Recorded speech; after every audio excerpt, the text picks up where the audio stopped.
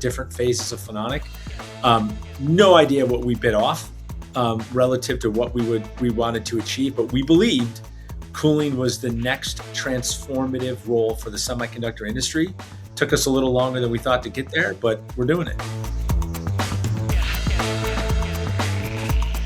Welcome to Triangle Tweener Talks, a weekly podcast by builders for builders where we explore the startup journey from the idea to the exit and all the lessons in between, with an exclusive focus on founders from the Triangle region of North Carolina. Now here's your host, serial founder and general partner of the Triangle Tweener Fund, Scott Wingo. First, a huge thank you to our gold sponsors. Today we are featuring Valentine. Your next chapter deserves smart capital. We help founders deploy, diversify, and co-invest in opportunities that outlast the exit.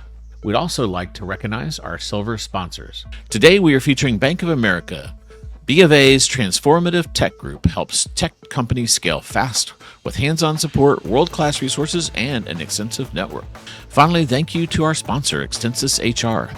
So that founders can focus on innovation for over 25 years, Extensis HR has leveraged a people-first approach, customer-centric mindset, and deep industry expertise to ensure employers have the tools they need to stay competitive in today's market. Thank you again to all of our sponsors for supporting Triangle Tweener Talks and the entire Triangle startup community. It takes an ecosystem to build a thriving community, and sponsors like these are very valuable, and they contribute their time and also help sponsor things like the Triangle Tweener Talks and Triangle Tweener Times. Thank you. Hey everybody, welcome to this episode of Triangle Tweener Talks. I'm Scott Wingo, your host. Today we have a special treat for you. I've been working on this one since we started the pod, and I finally got it done. I'm excited that today we have on Tony Atti, the CEO and co-founder of Phononic. Tony comes from humble beginnings in blue-collar Buffalo, New York, and had quite an adventure in college that he will explain that took him to JPL, one of my favorite things to talk about. And that's the Jet Propulsion Laboratory that's NASA affiliated out in Pasadena. From there, he went into investing in energy companies and then came up with the idea for what would become Phononic. Has a great founding story that you're going to hear, and is building one of the most interesting deep tech, solid state companies, deep science companies in the Triangle that is revolutionizing refrigeration. I think that's all I'm going to tell you because Tony says it best. This was a great conversation. If you ever get to spend time with Tony, you will learn 1,000 things. I think this is great for all you founders. Tony drops several nuggets along the way, and at the end, I get him to give us a couple more. So lots of lessons here. And this is the beauty of the Triangle is they're not all software companies. There's companies of all different flavors and sizes in the Triangle.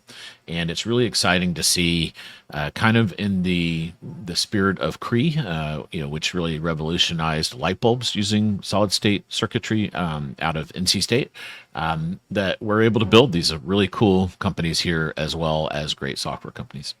Enjoy this conversation. You're going to learn a lot, and I hope you enjoy it as much as I did. Tony Atti, CEO and founder of Phononic. Welcome to Triangle Tweener Talks. Thanks, Scott. Delighted to be here.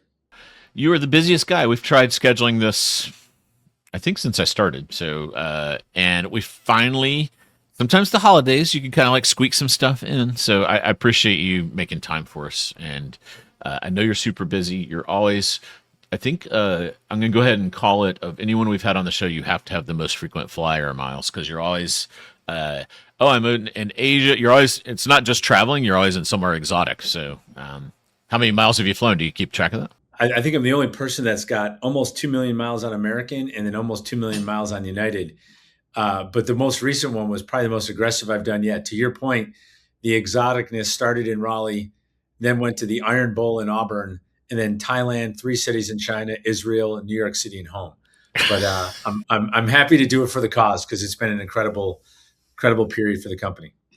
I've done some of I haven't done that, but I've done some of that, and like it is the most draining thing I've done, like that travel. You're so energetic. I don't know how you do it. You've got a good constitution for it. You have to. Thank you for that. I'm real excited. You guys are just got a fascinating company because it's one of these companies a lot of people in the Triangle don't know about, and a lot of people don't realize we have like such a deep tech kind of awesome company here. So I want to spend a fair amount of time on that. Before we jump into it, let's go through your background. Delighted. Where are you from? Are you from the Triangle?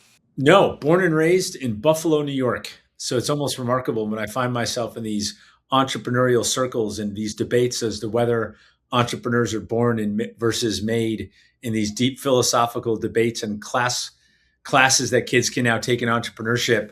Born and raised in a blue collar middle class neighborhood in Buffalo, Steel Town, and my first entrepreneurial roots was a paper boy, which most kids probably don't even know what that is, and then shoveling driveways and cutting grass in the summer. So it was an incredible work ethic that I brought out of my hometown. Yeah, you have blue collar parents.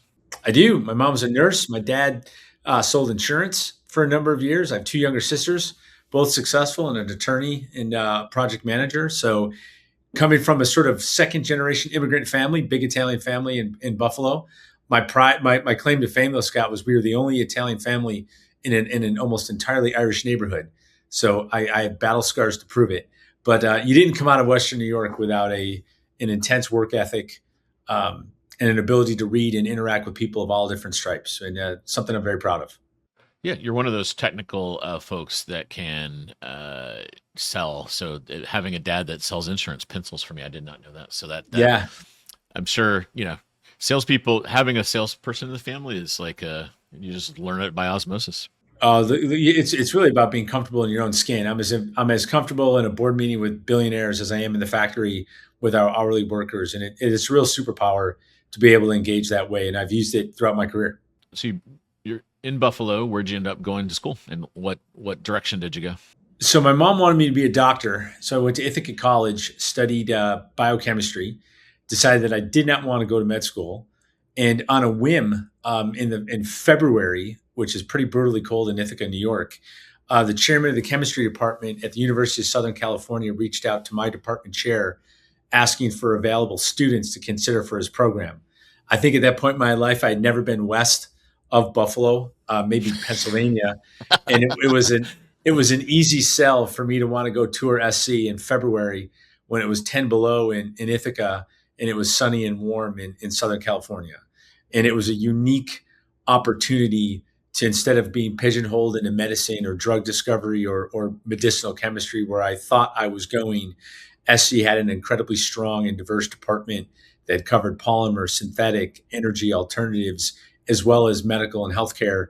And probably, Scott, as I look back at my career, the most dramatic and impactful decision I made was jettisoning everything I had known from the Northeast, particularly New York and Western New York, and heading out west for grad school. Professionally and personally, it's been a dramatic impact on my career. And then what'd you do next? So at SC, I was in a unique situation where I was put on an R&D program that was very applied. SC had a very strong background in energy and alternatives that ultimately gave rise to what I think investors call climate tech or sustainability. It didn't have fancy names back then, but SC had a unique program that combined work with NASA's Jet Propulsion Lab and Caltech to do solid polymer electrolytes, first entree into solid state, by the way, solid polymer electrolytes for batteries and electrochemical conversion devices. JPL had a lot of work in the early rover days in terms of the Pathfinder and the ultra low temperature batteries on Mars. USC did a lot of the battery separated materials for it. And I had the unbelievably good fortune of doing joint research at USC and JPL. And then upon getting my PhD, I postdoced at JPL for the better part of 2 years on a very applied battery energy storage program. And it was an entree into, I'll call it professional R&D or commercial R&D, as you might think of large corporations in America, but also venture capital, which is where I cut my teeth. There was tremendous interest in the application of the technology, and USC, Caltech, and JPL made the decision to spin it out into a startup company, and all three asked me to go work for it. It did not work for a variety of reasons. I saw the impact of equity and stock options and and the willingness to take a risk or not take a risk. And that was really my entree into venture capital and private equity. And I've never turned back since. Let's go back to JPL. I'm a super JPL nerd. So it's in Pasadena, and it's just basically all these crazy smart people, and they work on the most awesome projects. I think the Mars rovers were going through around the time you would have been there. Am I getting my Yes, my we time? landed on Mars in '96, I believe, when I just started at USC. It was unbelievably humbling to be around those kind of smart people. Of NASA's respective national labs, JPL, as the name implies, is responsible for the propulsion systems. That included everything from satellite power, which is where I first got exposed to thermoelectric, spoiler alert, to what I'm doing now, where they were used for ion propulsion. But also the energy storage systems that were on board, which were either solar, battery integration, or mobile uses of energy storage for the rover itself.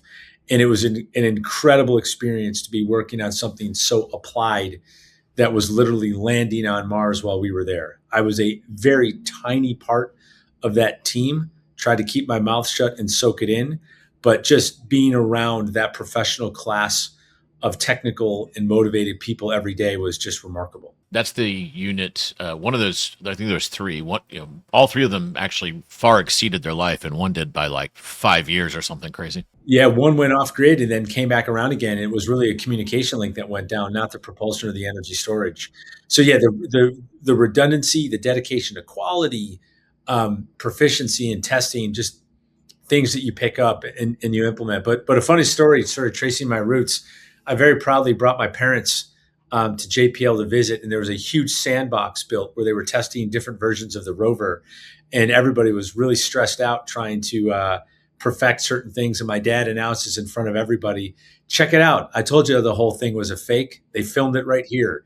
And it just brought in front of my bosses, my advisors, everybody, and it was just a classic joke that I've never lived down 30 years later.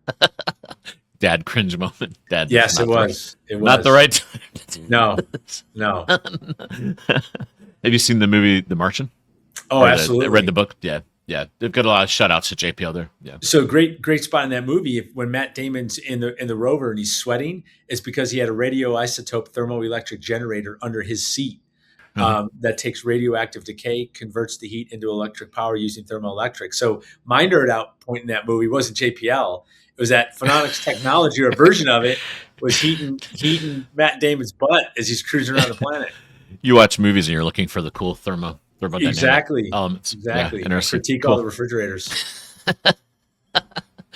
Okay, so then let's talk more about that startup. You kind of intimated it did. Was it like a waterfall, or you didn't get enough options, or like what? All the above. So the dilemma was the intellectual property was owned by all three of the universities. So it had to be granted or licensed into the entity. And this is something I've now discussed with Duke and NC State, and what ultimately started the early part of my venture capital career was the dilemma is when universities create companies, the founders, or inventors, I should say, get access to shares that the university owns, but they're often small or insignificant relative to the total cap table. So the inventors all involved appropriately wanted extra equity, but the demands were such that it made it hard for the company to go and staff full-time employees.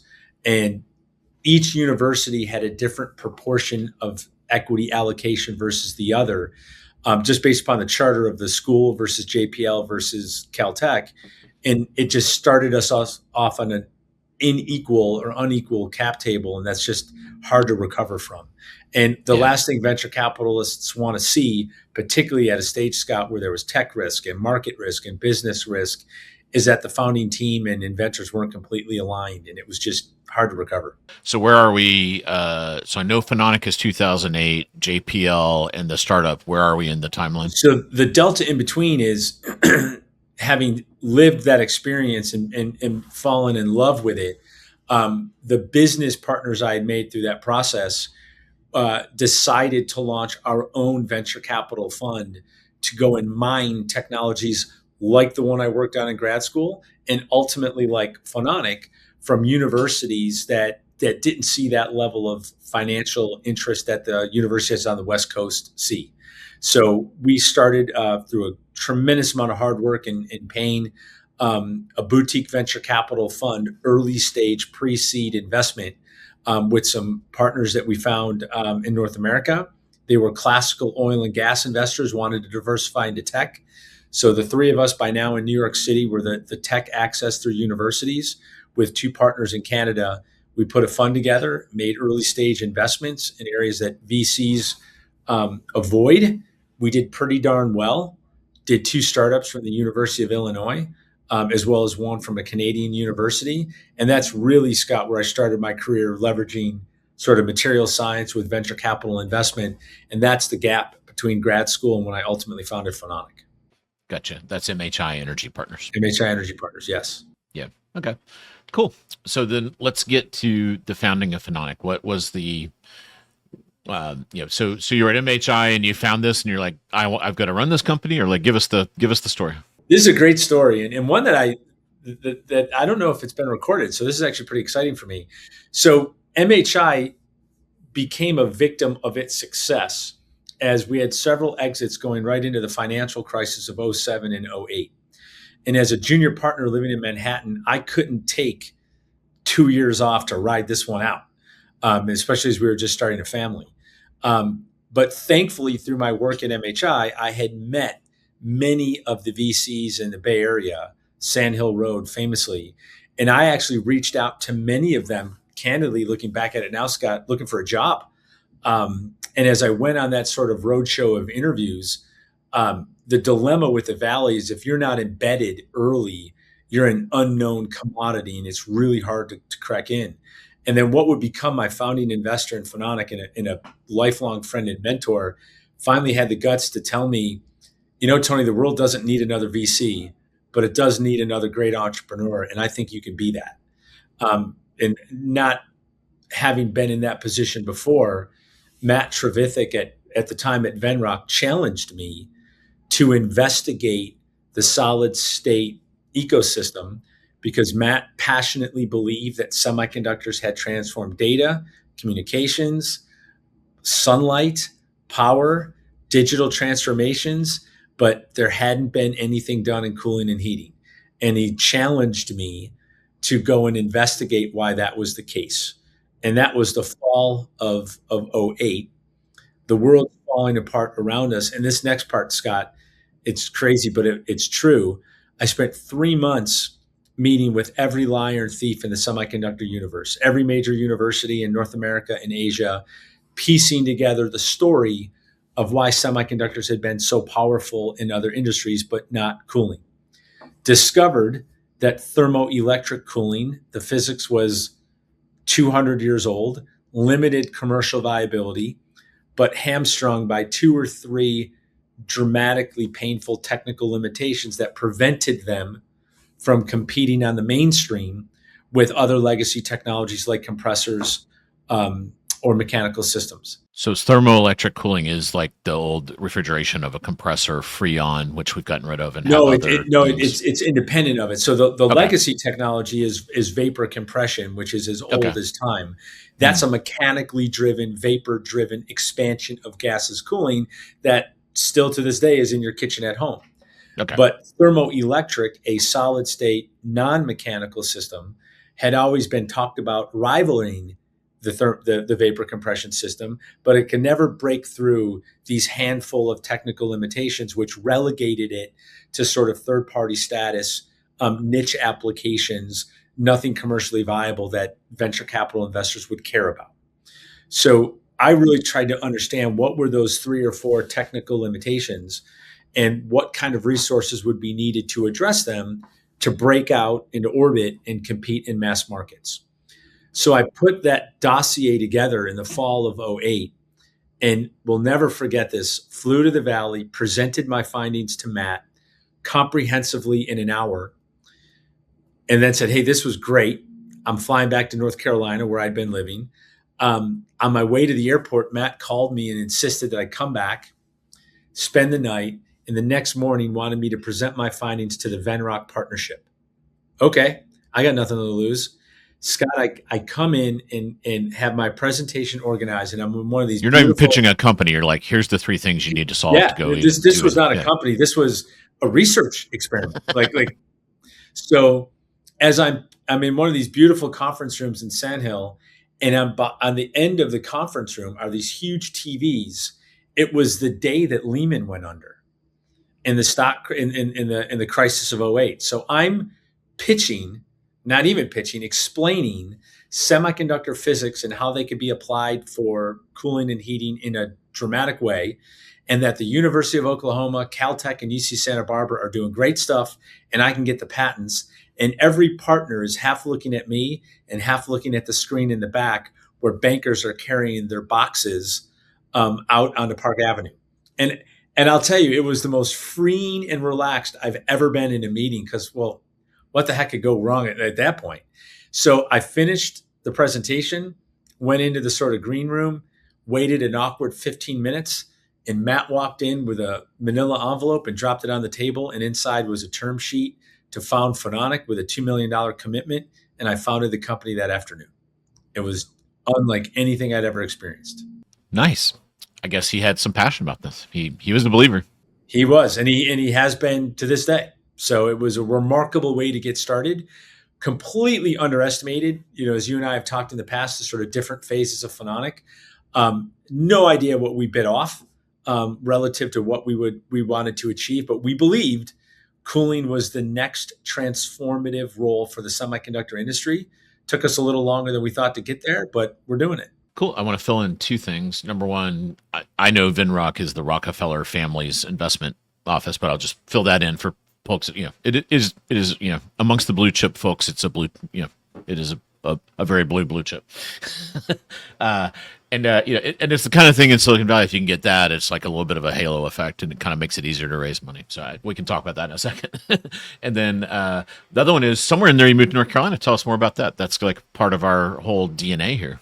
When I was at MHI Energy Partners, we had an investment that we moved to Carolina, solid state materials for batteries.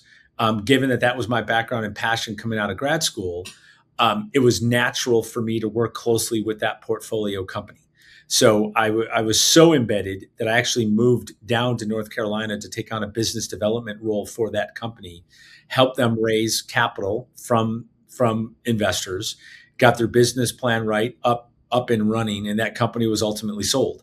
And solid state materials for batteries is not an easy lift, and I accounted for myself pretty well.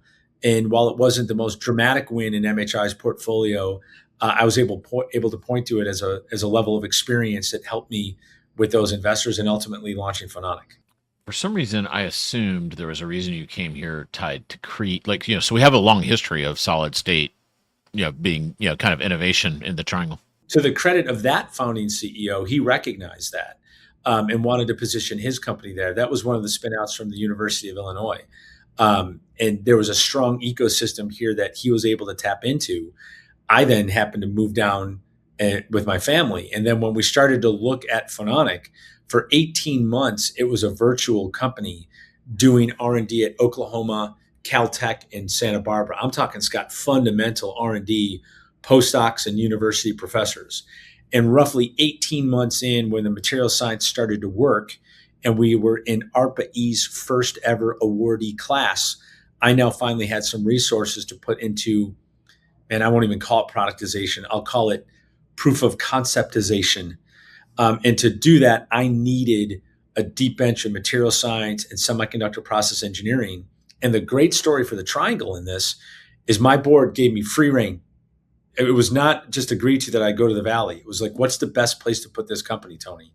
So I looked at the Valley, I looked at Arizona, I looked at Austin, I looked at RTP, and I looked at Boston.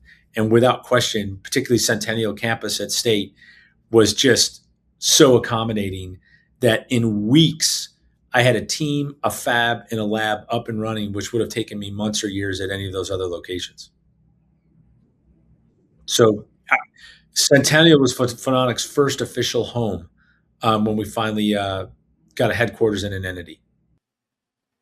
Well, that concludes part one with Tony Atti, CEO and co-founder of Phononic.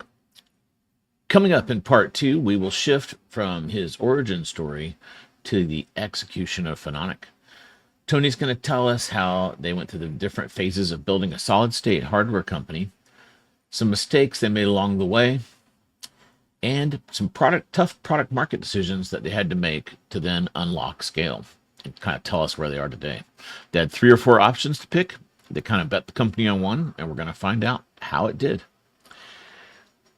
Make sure you come back for part 2 next week if you're building something hard, be it hardware or software, or trying to understand when you should focus your startup. Part 2 is where it will all come together. Triangle Tweener Talks is hosted by Scott Wingo, presented and produced by Triangle Tweener Fund, with creative assets and design support from our friends at Walk West. That's it for today's episode. A big thank you to our guests, sponsors, and the team that makes this podcast possible. If you enjoyed this episode, don't forget to subscribe, leave a review, and share it with someone who loves the startup stories coming out of the Triangle. Thanks for listening. We will see you next time on Triangle Tweener Talks.